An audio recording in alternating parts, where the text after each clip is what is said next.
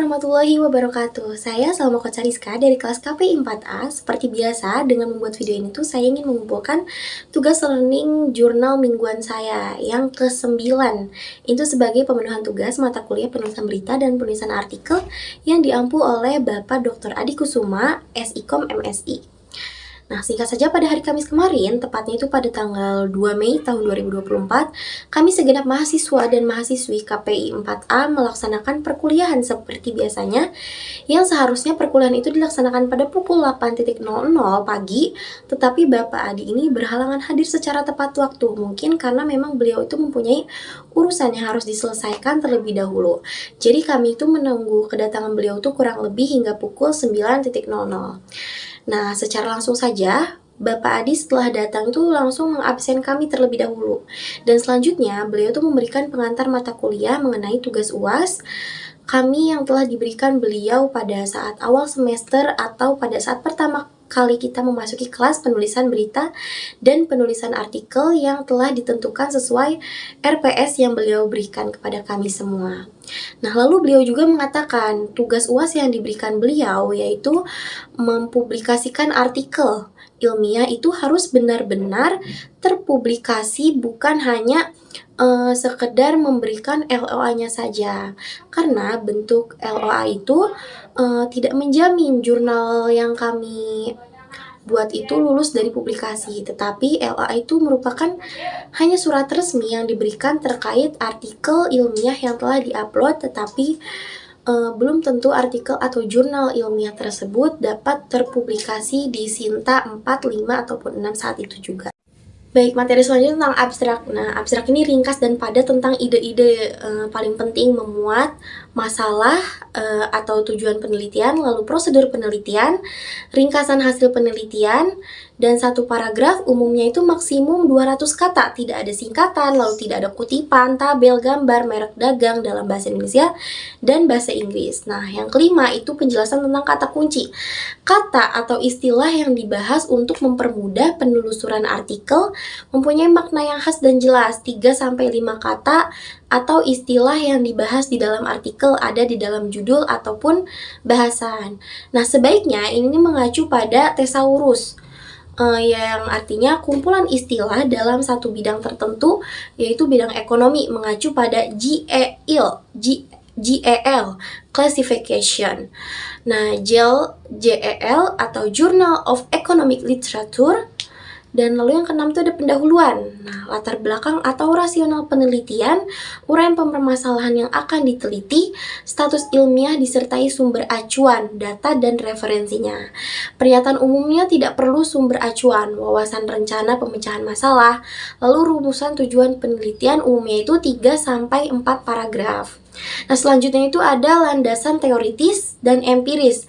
Ini tuh berisi teori maupun konsep utama yang digunakan dalam penelitian studi terdahulu yang relevan dengan penelitian adopsi dan modifikasi model penelitian.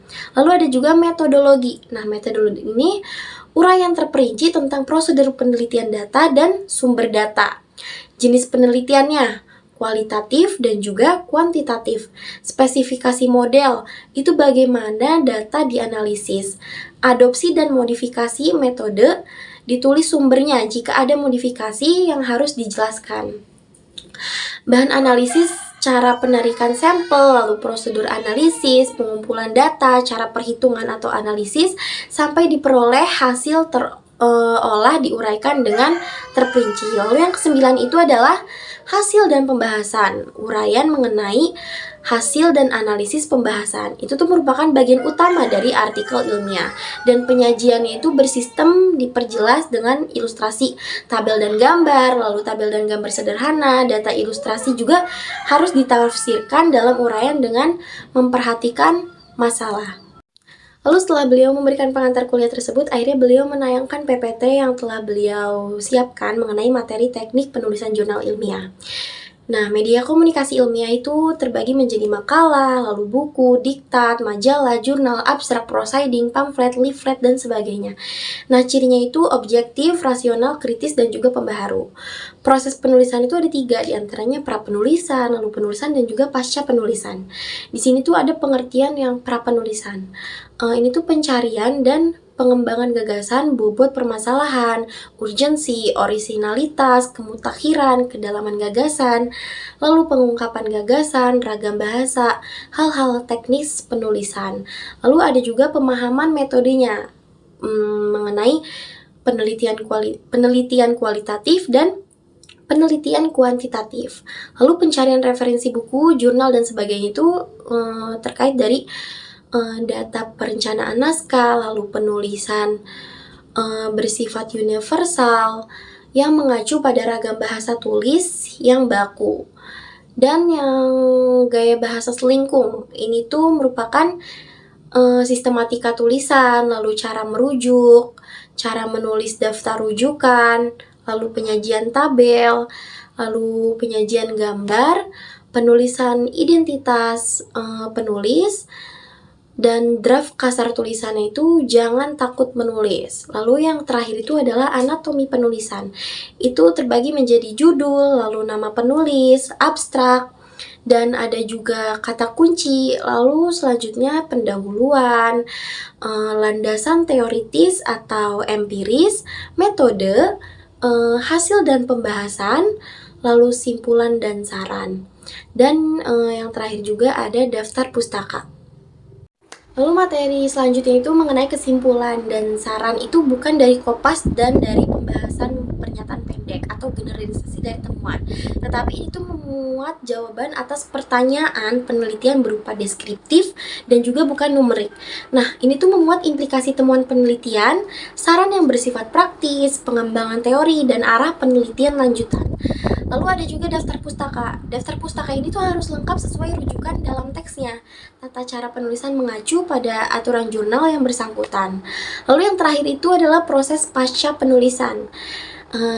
Ada revisi naskah. Nah, di dalam revisi naskah itu terbagi menjadi abstrak, isi, bacaan, ejaan, lalu tanda baca, teknik penulisan, penyajian gambar ataupun tabel, referensi, dan sebagainya. Dan ada penyuntingan naskah untuk memperkecil kelemahan dan kesalahan yang ada di dalam draft.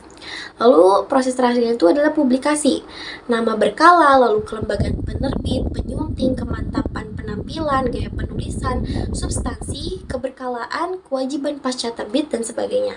Contoh-contoh jurnal terpublikasi itu adalah yang nasional dan juga yang internasional.